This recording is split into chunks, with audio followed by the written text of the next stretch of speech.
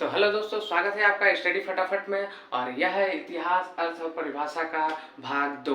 पहले भाग में हमने देखा था इतिहास का अर्थ, उसकी अवधारणाएं देखा था, और उसके बाद हमने परिभाषा के अंतर्गत 3 विचार देखे थे। कहानी के रूप में ट्रेवेलियन की परिभाषा देखा था, जो कहते हैं कि अपरिवर्तनीय अंश में एक कहानी है। फिर हमने देखा था कि विज्ञान के रूप में देखा था, जेबी ब्यूरी का बोलते हैं कि विज्ञान है न कम न ज्यादा। फिर उसके बाद हमने देखा था विशेष ज्ञान के रूप में देखा था चार्ल्स पर्थ की परिभाषा, जो बोलते हैं एक विशेष ज्ञान है जो मानव के लिए उपयोगी होता है दैनिक जीवन में।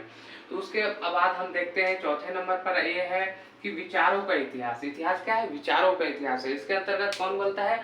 कॉलिन वुड महोदय बोलते हैं। और इनकी एक बहुत बढ़िया बुक है कि आइडिया ऑफ हिस्ट्री। इस चीज को पूछ लिया जाता है नॉर्मली कंपटीशन में, कॉम्पिटेटिव एग्जाम में नॉर्मली पूछ लिया जाता है। कॉलिन वुड की एक बुक है आइडिया ऑफ हिस्ट्री।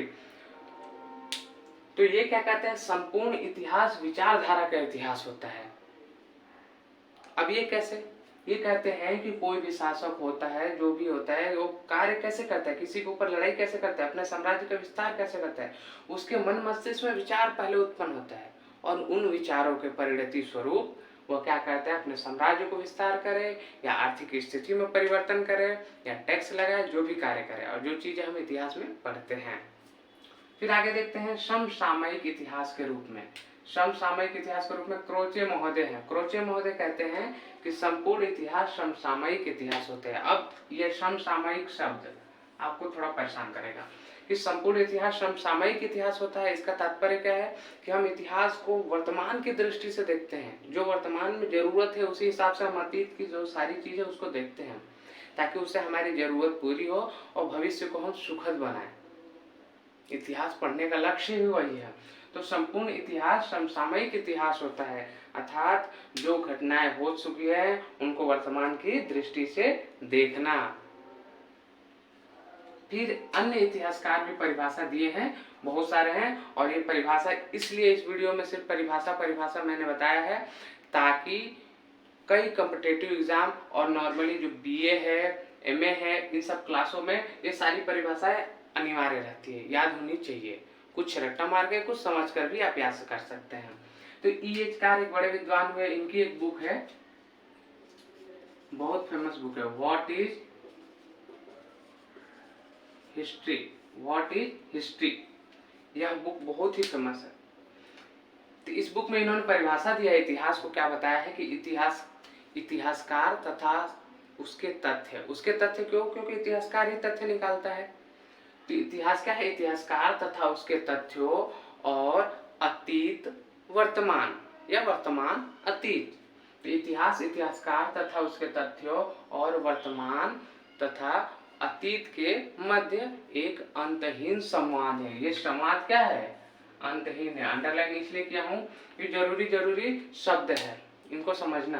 कि इतिहास क्या है? इतिहासकार जो तथ्य होते हैं उनसे वो बात करता है, उन्हीं तथ्यों को हमारे सामने परोसता है, तो उसी को हम पढ़ते हैं।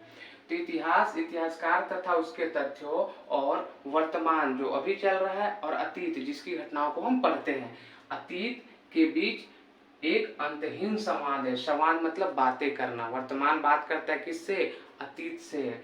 और इतिहासकार किससे बात करता है? इतिहासकार बात करता है अपने तथ्यों से। और ये संवाद कैसा है? अंतहीन है, लगातार चलने वाला है। देखिए ये किस चीज को दर्शाता है?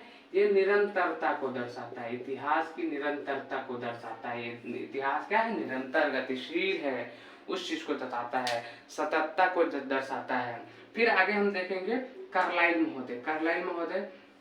जब हम लोग पढ़ रहे थे तो कार्लाइल महोदय का जो था, कार्लाइल का डायरेक्ट क्वेश्चन पूछ दिया था कि कार्लाइल के इतिहास के संदर्भ में परिभाषा लिखिए, और उस समय कोई बच्चा नहीं लिख पाया था।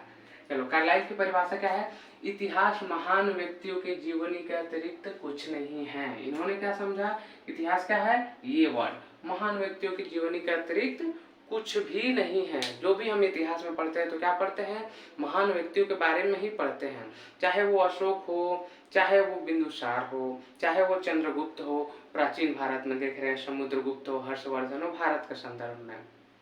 वैसे ही यूरोपीय संदर्भ में यूरोपियों का आगमन देखते हैं, उनका उत्थान देखते हैं, कैसे वो राष्ट्रीय राज्यों का उदय हो रहा है। तो अच्छी महान महान जो शासक हुए हैं वहाँ पर, जेम्स प्रिंस, सबको जो यहाँ पर पढ़ते हैं तो पता चलता है कि अशोक कितना महान था।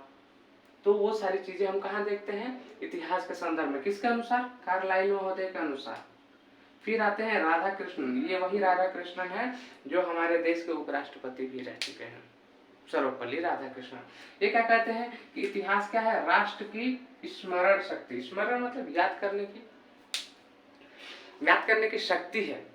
हम राष्ट्र के पीछे में क्या हुआ है, राष्ट्र कैसे उन्नति किया या कैसे अधोगति में था और उन्नति किया, उन सब चीजों को याद करते हैं। किसके द्वारा? इतिहास के द्वारा। वही बता रहे हैं कि इतिहास क्या है? राष्ट्र की स्मरण शक्ति है। हम याद करते हैं कि हमारा राष्ट्र पहले कितना ऊंचा था, अभी क्यों गिरा हुआ है।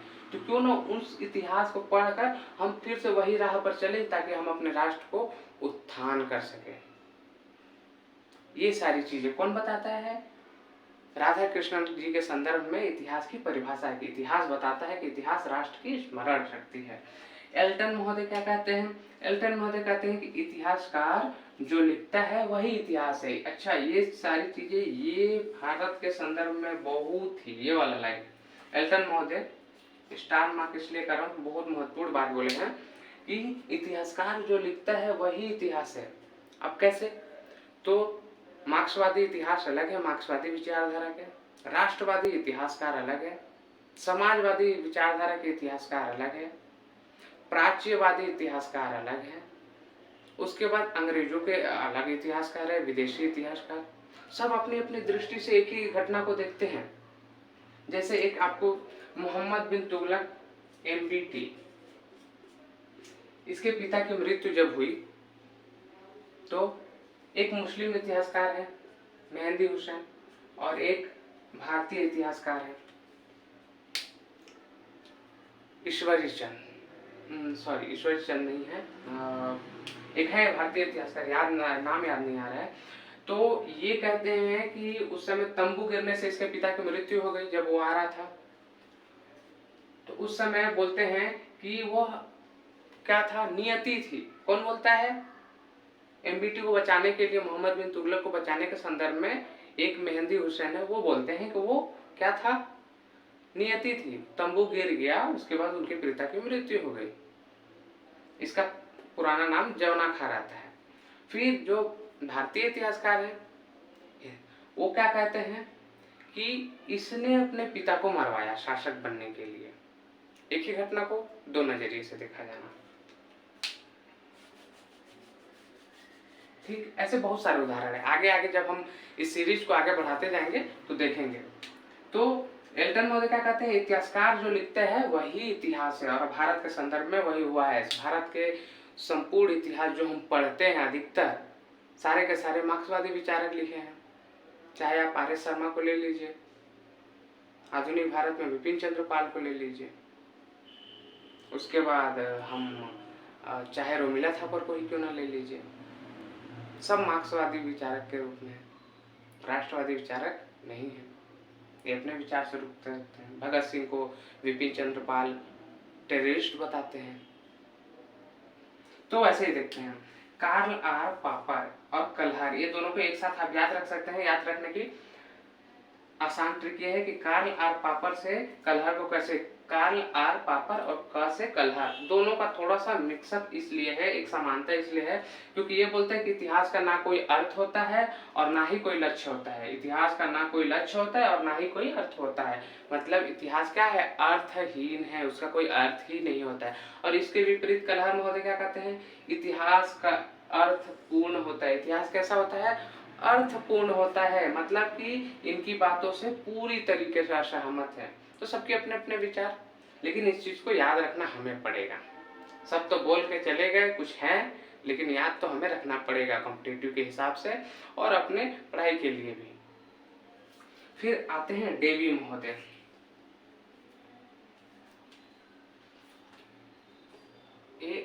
A.L. राउस। डेवी महोदय आते हैं। डेवी महोदय कहते हैं अतीत में रुचि वर्तमान की सुरक्षा तथा सुखद भविष्य के निर्माण के लिए किया जाता है। जो मैंने पहले बताया, अतीत यानी पीछे, तो अतीत में रुचि किस लिए किया जाता है? वर्तमान की सुरक्षा, जो हम वर्तमान में जी रहे हैं वो सुरक्षित रहे और भविष्य सुखद अच्छा बने, जो भी आने वाला समय है। तो अतीत में रुचि वर्तमान की सुरक्षा और सुखद भविष्य की या भविष्य की कल्पना के लिए किया जाता है, भविष्य के निर्माण के लिए किया जाता है। ए.एल. राउज महोदय, ए.एल. राउज, इनकी परिभाषा थोड़ी भौगोलिक वातावरण के रूप में है, उससे संदर्भित है।